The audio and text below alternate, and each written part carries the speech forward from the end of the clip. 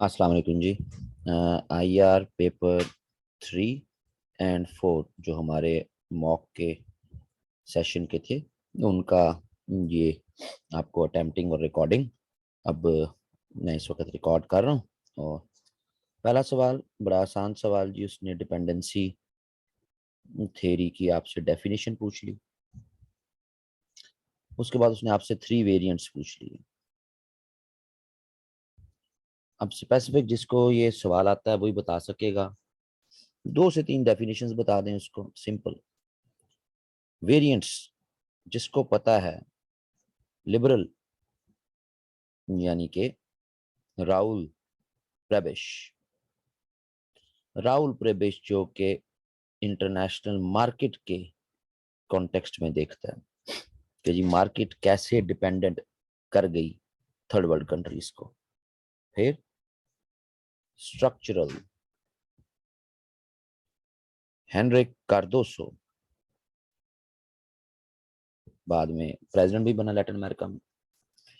ये कहता है नहीं, इंटरनेशनल मार्केट नहीं, इंटरनल फैक्टर्स। कौन कौन से इंटरनल फैक्टर्स? अब जिसने पढ़ा हुआ वही कर सकेगा ना जी, इसको तो सीधा सीधा टेक्स्ट बुक टाइप सवाल है। आर्मी, एग्रीकल्चरलिस्ट्स एंड इंडस्ट्रियलिस्ट आपकी सोसाइटी के, वो आपको इंडस्ट्रियलिस्ट भी कौन से, जो कंज्यूमर आइटम्स बस बनाते हैं, हैवी इंडस्ट्री नहीं। और फिर आपके पास आ गई जी मार्क्सिस्ट। मार्क्सिस्ट में आंद्रे गुंदर फ्रैंक, और उसके बाद इमानुअल वॉलस्टेन। कि जनाब सिस्टम ही ऐसा है कि इसमें एक्सप्लॉयटेशन होनी होनी। कंक्लूजन में आप बता सकते हैं कि डिपेंडेंसी थ्योरी जो है वो तो जवाब ये ढूंढती है कि ये थर्ड वर्ल्ड पीछे किस तरह रह गई। सही है जी। और ये 3 मुख्तलिफ वेरिएंट्स उसको पीछे रहने की वजह बताते हैं। लिबरल्स कि जी मार्केट है जी, कोई कंट्री डिपेंडेंट नहीं कर गया, आपको डिपेंडेंसी नहीं बनाया गया। इंटरनेशनल मार्केट के डायनामिक्स आपको डिपेंडेंट बना के, उनकी डिटेल्स, इंटरनल फैक्टर्स की डिटेल। और मार्क्सिस्ट कि ये सिस्टम ही करप्ट है, सिस्टम में इश्यूज। फिर उसके बाद मैंने सवाल पूछ लिया जनाब आपसे, कंट्रास्टिंग क्लेम्स मर्केंटाइलिस्ट और इकोनॉमिक लिबरल्स के अप्रॉपस फ्री ट्रेड। फ्री ट्रेड को लेके इकोनॉमिक लिबरल्स और मर्केंटाइलिस्ट इनके क्लेम्स क्या हैं जी, उनको हाईलाइट करना है।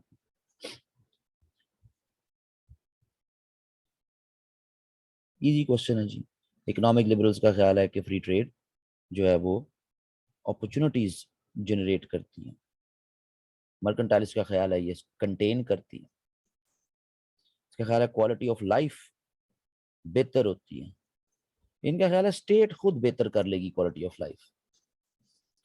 इनका ख्याल है कि जीडीपी बढ़ता है। इनका ख्याल है कि ठीक है जीडीपी तो बढ़ता है लेकिन डॉलर फ्लाइट भी होती है, डॉलर आपके मुल्क से निकल जाता है। सही जी। इनका ख्याल है कि जनाब cheap products, imported cheap products लोगों को मिलना शुरू होती हैं। इनका ख्याल है डोमेस्टिक मार्केट इफेक्ट हो जाती है, एंड सो फोर्थ। बच्चों वाला सवाल है। दोनों जो हैं वो अपने अपने प्रोटेक्स्ट में ठीक है। यानी ये तो आसान बच्चों वाला सवाल है। आर्गुमेंटेटिव कॉन्टेक्स्ट है, आईपी में ये बहुत बड़ी डिबेट है, फ्री ट्रेड होनी चाहिए नहीं होनी चाहिए उस पर। फिर वो कहता है जी nationalism and globalism are not antithetical, draw sequential unity. तो बेसिकली थ्योरेटिकल फ्रेमवर्क में 4 ही पॉइंट्स हैं जिनकी थ्योरेटिकल सीक्वेंशियल यूनिटी बनती है जी। वो पॉइंट्स के जिन पे नेशनलिज्म डेवलप हुआ, उन्हीं पॉइंट्स पर आज ग्लोबलिज्म डेवलप है। आप उसको शुरू में डिफाइन कर दें कि नेशनलिज्म क्या है, ग्लोबलिज्म क्या है, डिफाइन कर दें। और जनरल परसेप्शन ये एक दूसरे के ऑपोजिट हैं, तो नहीं जी, ये ऑपोजिट नहीं है एक दूसरे के। नेशनलिज्म, एजुकेशन ने बड़ा इंपॉर्टेंट रोल प्ले किया, लोग एजुकेट हुए, करीब आए। ग्लोबलिज्म के कॉन्टेक्स्ट में लोग एजुकेशन के मॉडल्स फॉलो कर रहे हैं एक दूसरे के। इसी तरह कम्युनिकेशन, रेलवेज ने बड़ा इंपॉर्टेंट रोल प्ले किया 19th सेंचुरी के, लोग कनेक्ट हुए। और अब इंटरनेशनल एयरलाइंस भी हैं, शिपिंग कॉर्पोरेशंस भी हैं, लोग कनेक्ट हो रहे हैं। फिर इसके बाद मीडिया, तो 19th सेंचुरी में न्यूज़पेपर लोगों को आगाही शऊर देता था, अब सोशल मीडिया भी है जी। इनकी ज़्यादा एक्सप्लेनेशन तो देनी है आपने। और एक और रह गया जी, हाँ, लैंग्वेज। लैंग्वेज के कॉन्टेक्स्ट में कोई भी नेशन अपनी एक लैंग्वेज डेवलप करती है जी, और उस लैंग्वेज पर इकट्ठे हो जाती है। तो आज पूरे ग्लोब इंग्लिश लैंग्वेज पे इकट्ठे हो रहा है जी। सो बेसिकली नेशनलिज्म में डिफरेंट ग्रुप्स इकट्ठे होके अपने आप को एक नेशन बना के अपने मसाइल का हल निकालते। तो अब डिफरेंट स्टेट्स इकट्ठी होके अपने लिए मसाइल का हल तलाश कर, दैट्स इट। तो जनाब ये एंटीथेटिकल नहीं है एक दूसरे से, ये तो एक्सटेंशन है। तो ग्लोबलिज्म से घबराने की जरूरत नहीं है। नेशनलिज्म्स के कॉन्टेक्स्ट में जो आर्गुमेंट है लार्जली ये रियलिस्ट पर्सपेक्टिव में, ठीक है जी। और ग्लोबलिज्म के लार्जली लिबरल पर्सपेक्टिव में देखे जाते हैं, which is not an accurate opinion. क्यों? क्योंकि ये तो एक दूसरे की एक्सटेंशन है। ये मुकम्मल एक लिबरल ही व्यू है जी, फ्रॉम नेशनलिज्म टू ग्लोबलिज्म। फिर उसके बाद उसने जनाब आपसे पूछ लिया डिफाइन आईपी बता दें जी, interplay of economics and politics है। फीचर बता दें जी, सेलियंट फीचर्स। सेलियंट फीचर्स के कॉन्टेक्स्ट में जनाब के 4 ब्रॉड एरियाज हैं, आप बता दें। इंटरनेशनल ट्रेड है जी, अगर इसको पढ़ा हुआ आपने तो। फिर उसके बाद आपका इंटरनेशनल मॉनेटरी सिस्टम है जी। फिर उसके बाद आपकी मल्टीनेशनल कॉर्पोरेशंस हैं जी, और इकोनॉमिक डेवलपमेंट है जी। ये 4 मेन आपके जो एस्पेक्ट्स कह लें आप, फीचर्स कह लें, ब्रॉड एरियाज कह लें। फिर जनाब रियलिस्ट, लिबरल और मार्क्सिस्ट कैसे व्यू करते हैं। अच्छा जी, ये पोर्शन जो है ये मैं अगेन रिकमेंड करूंगा रीडिंग। मैं आपको एक चैप्टर, यानी चैप्टर तो नहीं है, यानी इंट्रोडक्शन है किताब का, वो आपको आपके ग्रुप में शेयर करने लगा हूं। आपने इसके इस चैप्टर को बड़े ध्यान से, अगर आपने आईपी पढ़ी हुई है तो ये चैप्टर, इसका इंट्रोडक्शन जो है बुक का, ये आपको और ज्यादा आपके आइडियाज को जो है एक्सपेंड कर देगा। तो लेकिन ये एक बेसिक सोर्स नहीं है, याद रखिएगा। आपने जहां से भी आईपी को पढ़ा है ठीक है, लेकिन ये बेसिक सोर्स नहीं है। इसके इंट्रोडक्शन में फिर रियलिस्ट कैसे, लिबरल्स और मार्क्सिस्ट कैसे। ऑफ कोर्स रियलिस्ट मर्केंटाइलिस्ट कॉन्टेक्स्ट में ही ज्यादा मूव करते हैं, लिबरल्स इकोनॉमिक लिबरलिज्म के कॉन्टेक्स्ट में मूव करते हैं, और मार्क्सिस्ट तो कहते हैं कि ये सिस्टम ही प्रॉब्लमेटिक है। तो फ्रेमवर्क तो 3 आसान से मौजूद है। मार्क्स मर्केंटाइलिस्ट जो प्रोटेक्शनिज्म की बात करते हैं, इकोनॉमिक लिबरल्स जो फ्री ट्रेड की बात करते हैं, और ये तो कहते हैं सिस्टम ही, रेवोल्यूशन ही आना चाहिए, सिस्टम ही रिप्लेस होना चाहिए। इससे रिलेटेड लेकिन सोर्स हाईली रिकमेंडेड कि वो मैं आपको दूंगा, उसको एक नज़र जरूर देख लें। लार्जली जितने क्वेश्चंस मैंने पेपर 3 और 4 में पूछे हैं वो लार्जली नॉलेज रिलेटेड हैं जी। पेपर 2 जो आपके 4-5 पेपर होंगे उनमें सब में मैं एप्लीकेशन को लेके आऊंगा। तो जनाब अगला सवाल उसने पूछ लिया जी, globalization is neither a theory nor a concept as a process of interconnectedness. तो ग्लोबलाइजेशन एक प्रोसेस है जी, इंटरकनेक्टेडनेस का, लोग जुड़ रहे हैं, कनेक्ट हो रहे हैं। ये ग्लोबलिज्म से डिफरेंट है। ग्लोबलिज्म तो एक आपका एक आप कह लें कि एक तरीका है कि आओ कैसे हमने दुनिया के मसाइल हल करने हैं, मिलके हल कर लेते हैं। ग्लोबलाइजेशन एक प्रोसेस है। ये प्रोसेस पॉलिटिकल डोमेन में भी चल रहा है, इकोनॉमिक डोमेन में भी चल रहा है, सोशल डोमेन में भी चल रहा है, लेकिन इसका जो इफेक्टिव इंजन है वो टेक्नोलॉजी है। इस वक्त मैं और आप जो कनेक्टेड हैं, इंटरकनेक्ट हैं, हम कहाँ कहाँ दूर दूर बैठे हैं, टाइम एंड स्पेस श्रिंक हो गया हमारा, एक ही टाइम में इस वक्त हम मौजूद हैं। ये रिकॉर्ड भी हो जाना technology. So technology political, economic, social sphere में हम सबको इंटरकनेक्ट कर रही है।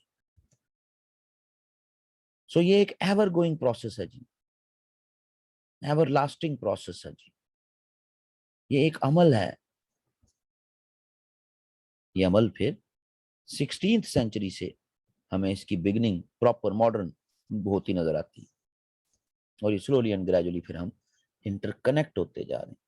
और इस इंटरकनेक्टेडनेस को फिर कुछ थेरीज हैं ग्लोबलाइजेशन की, 2-3 का हवाला मैं यहाँ दे देता हूँ, बाकी इसका भी सोर्स इंट्रो है जी जॉन बैलिस की किताब का, उसको जरूर देख लें। थ्योरी ऑफ मॉडर्नाइजेशन, जैसे जैसे इंसान मॉडर्नाइज होते जा रहे हैं, करीब आते जा रहे हैं, अर्बनाइज होते जा रहे हैं, अर्बन सेंटर्स में करीब आते जा रहे हैं मुख्तलिफ रंग नस्ल के लोग जी। कॉबवेब मॉडल, पूरी दुनिया मकड़े के जाले की तरह है जी, हम उसके साथ कनेक्ट हो गए हैं, थ्रेड सारे कनेक्टेड हैं। एंड ऑफ हिस्ट्री, आओ दुनिया में एक डेमोक्रेसी पे सब इकट्ठे हो जाते हैं, कनेक्ट हो जाते हैं। समझ आ रही जी। यूनिवर्सैलिटी ऑफ इकोनॉमिक पैटर्न्स, आओ कैपिटलिज्म पे सब इकट्ठे हो जाएं, एंड सो फोर्थ, इस तरह की थिंग्स। तो आपने उसको बताना कि भाई सारे इन थेरीज से भी हमें साबित होता है कि ये एक प्रोसेस ही है।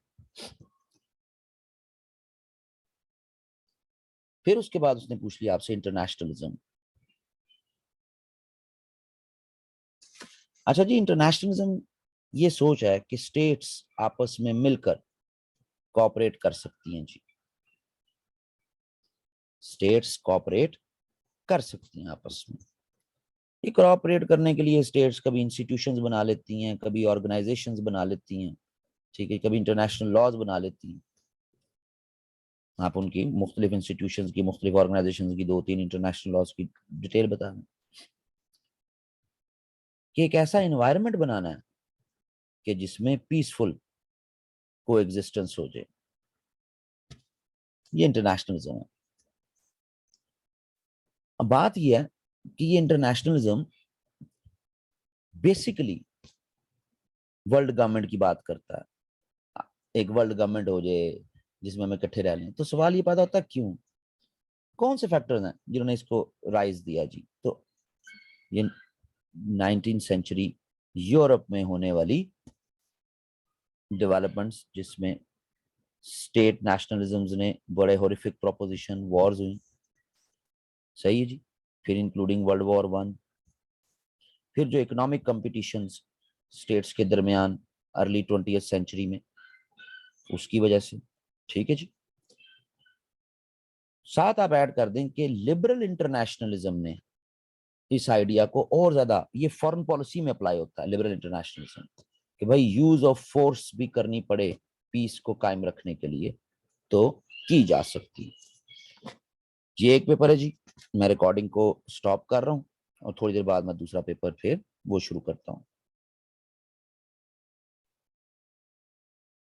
जी जनाब, IR पेपर 4, इस पे बात कर लेते हैं हम। अच्छा जी, अब ऐसा है कि उससे पहला सवाल आपसे पूछ लिया कि नॉन प्रोलिफरेशन 20th और 21st सेंचुरी में, नॉन प्रोलिफरेशन, इसकी एफर्ट्स को एवेलुएट करें। आप पहले 20th सेंचुरी की बता देंगे। 20th सेंचुरी की एफर्ट्स कंप्रोमाइजेबल हैं,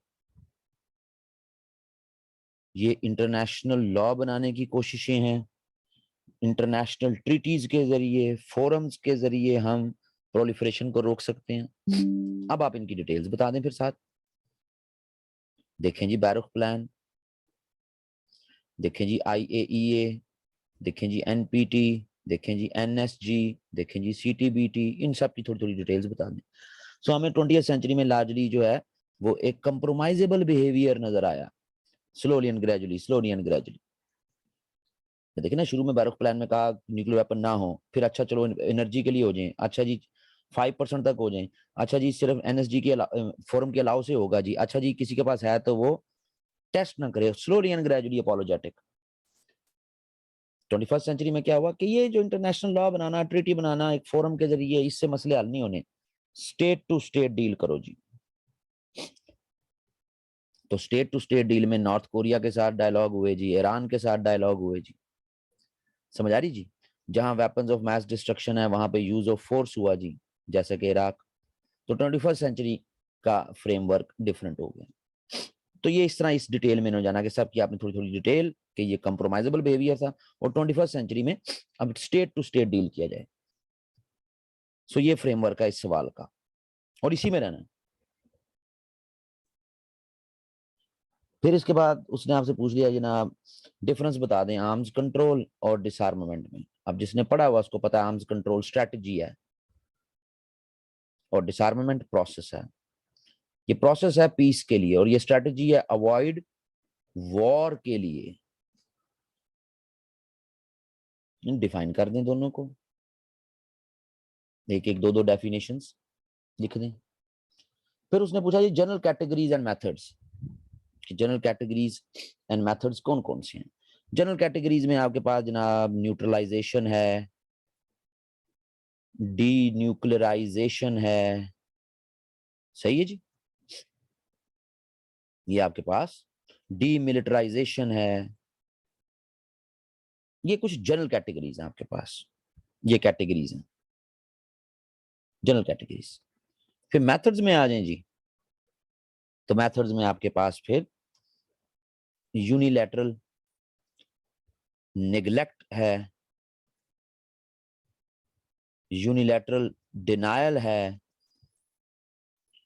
बायलैटरल एग्रीमेंट स्टेट्स करती हैं, मल्टीलैटरल काफी स्टेट्स मिलके जिस तरह एनपीटी वगैरह यू नो।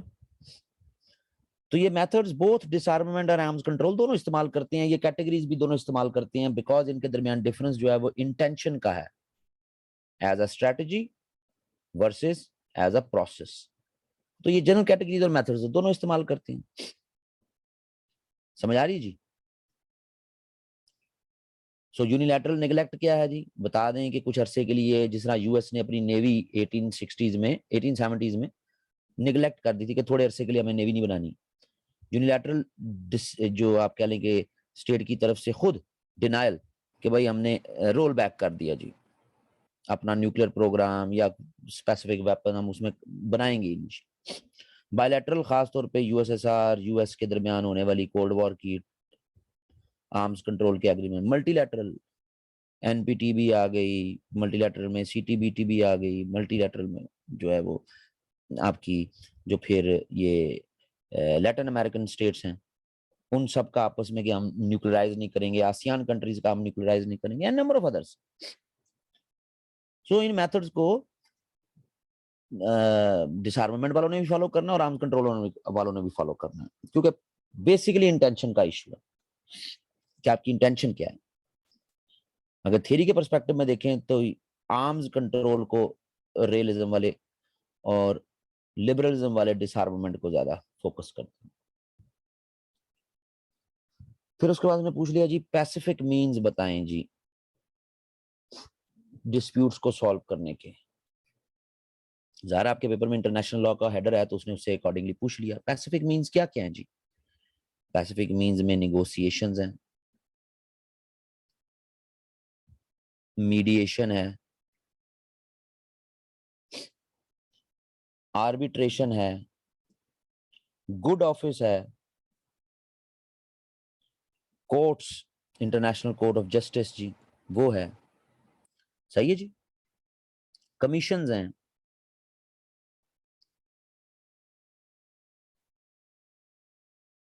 इंटरनेशनल ऑर्गेनाइजेशन है। तो यहाँ के पास मुख्तलिफ पैसिफिक मीन्स हैं जी। साथ इससे ज्यादा का ये फ्रेमवर्क नहीं है, ये पूरा का पूरा पेपर ही नॉलेज बेस्ड पेपर मैंने डेवलप किया। इसके लिए खास तौर पे इंटरनेशनल लॉ की जो किताब है ना जी अग्रवाल की ले लें या मैल्कम शॉ की ले लें, उसमें पैसिफिक और कोर्सिव मीन्स, क्योंकि अभी तक उसने पेपर में नहीं पूछे तो इट में भी पॉसिबल कि इनको पूछ ले।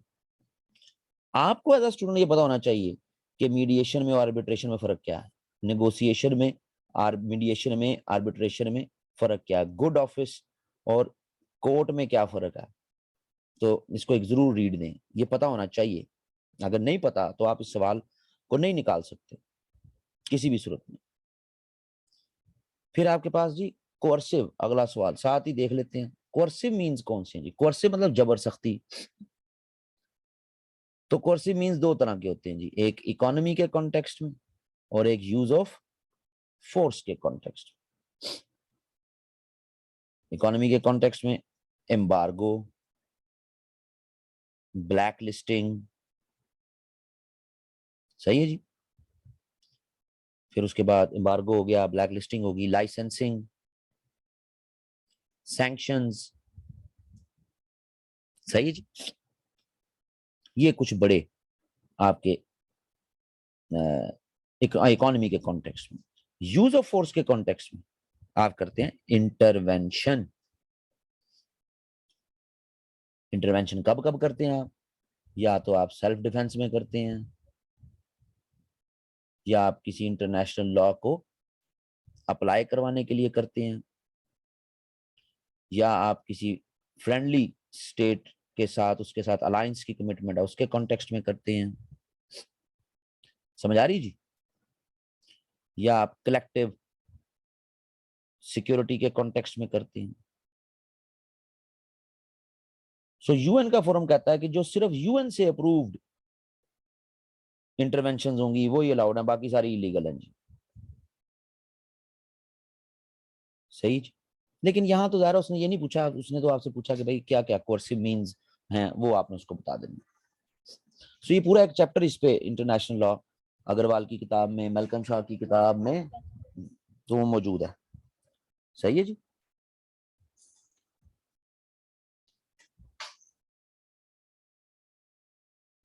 आगे उसने पूछ लिया जी यूएन का role in middle east.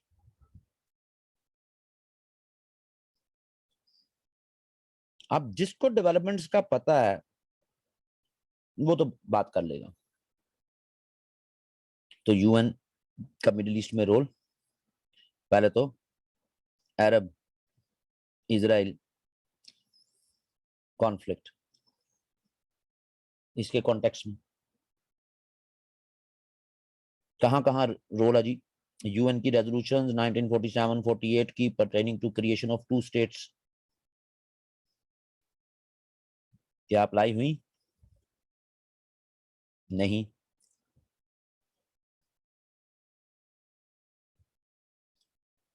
UN का रोल देन 1967 की वॉर के कॉन्टेक्स्ट में क्या उसको अवॉइड करवा सके?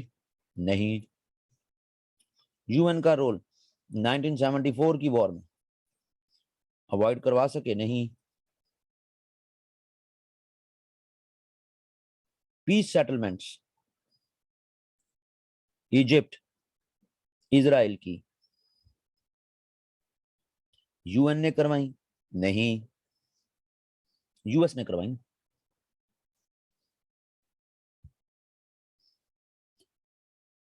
यूएन का रोल इराक ईरान वॉर में नहीं, नहीं खत्म करवा सके। यूएन का रोल इराक वॉर में कुवैत को लिबरेट कराने के लिए यस करवा पाए। 1990s में यूएन का रोल अगेन अरब इजराइल कॉन्फ्लिक्ट में नहीं, यूएस का ज्यादा रोल रहा। 21st सेंचुरी में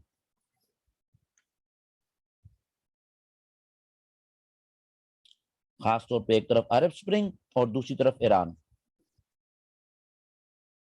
ईरान के कॉन्टेक्स्ट में इकोनॉमिक सैंक्शंस लगाई तो सही, लेकिन यूएन पीस ब्रोकर नहीं बना, बल्कि वो P5+1 कंट्रीज, यूएन नहीं है। अरब स्प्रिंग के कॉन्टेक्स्ट में सीरिया के लिए यूएन के सॉल्यूशंस नहीं माने गए। यमन में पीस कीपिंग मिशंस ये इंस्टॉल हुए। सो लार्जली जी मिडिल ईस्ट में यूएन का हमें लार्जली फेवर नजर आता है, नॉट बिकॉज कि इसकी इनकैपेसिटी रही है, बल्कि एक बड़ी पावर अपने सॉल्यूशंस मिडिल ईस्ट में और यूएसएसआर ड्यूरिंग कोल्ड वॉर अपने अलाय पार्टनर्स बनाने के चक्कर में यूएन का रोल हमेशा कम ही रहा है। फिर उसके बाद वर्ल्ड बैंक का रोल क्या सिग्निफिकेंट रोल प्ले किया है सोशियो इकोनॉमिक डेवलपमेंट में ग्लोबल साउथ के?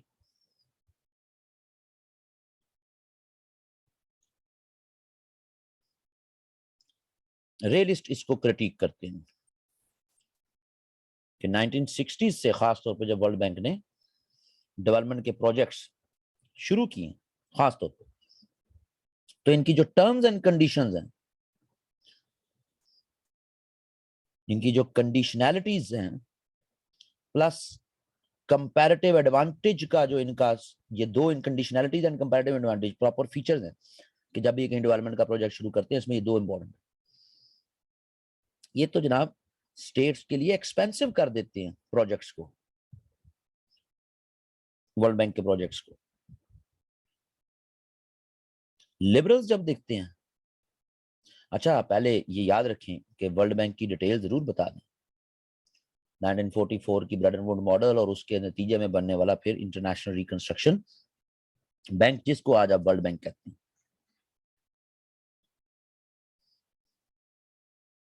लिबरल्स का भी ख्याल है कि वर्ल्ड बैंक इफेक्टिव रोल नहीं प्ले कर सका, लेकिन उसकी रीजन खुद वर्ल्ड बैंक नहीं है, बल्कि उसके फैक्टर्स में एक तरफ कोल्ड वॉर, फिर यूएन के लेवल पर डिवीजन, क्योंकि जेली बॉडी तो आप वर्ल्ड बैंक भी यूएन की है ना जी, इकोसॉक की,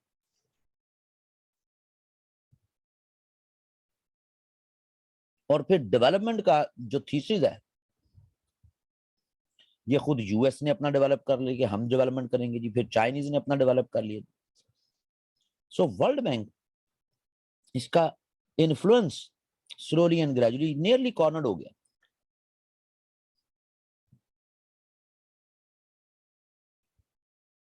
मार्क्सिस्ट और बाकियों की जरूरत नहीं है।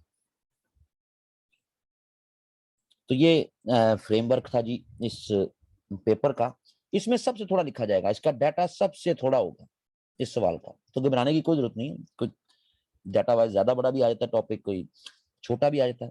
ये दोनों पेपर जो मैंने आपको दिए, अगेन बता रहा हूं जी, कि मैंने कंसेप्ट को ही उसकी एंटायरिटी में पूछा है जी, तो भाई कंसेप्ट तगड़ा हो जी, और जवाब टू द पॉइंट है, कोई इधर उधर की कहानियां नहीं है।